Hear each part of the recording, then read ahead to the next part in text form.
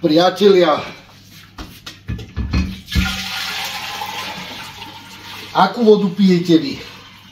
Pretože my si pre vodu chodíme do studničky, aj keď máme napojenú mestskú, teda dedinskú, ale aj z vlastnej studne máme urobené prepojenie, ale pre vodu, ktorú pijeme, čisto len pijeme a robíme si čaj, tak pre takú vodu si chodíme do studničky.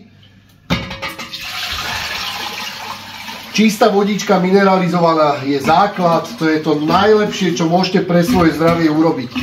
Odporúčam vám to kúpiť si takéto 20 litrové nádoby, my si to prelejeme potom do týchto sklenených 8 litrových nádob a tie vypijeme počas 5 dní, čiže sme traja a máme 8 litrové nádoby a máme ich 5, čiže 40 litrov vody za 5 dní a traja. Non-stop pijeme, non-stop dávame sol, citrón, čajíky do seba a mineralizujeme to telo, pretože je to veľmi dôležité. Aj tá voda obsahuje vápnik a množstvo minerálov a všetkého toho, čo potrebujeme. Pozor na tú chemickú vodu z tých kohútikov, na tú jedovatú vodu, ktorá je nebezpečná pre naše zdravie a budú nám tvrdiť, že tá je najlepšia. Že tá mestská a hlavne bratislavská je najlepšia.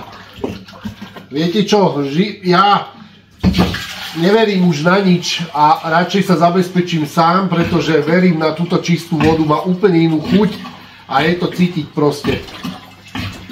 Že Veronika, čo ty na to povieš? Áno.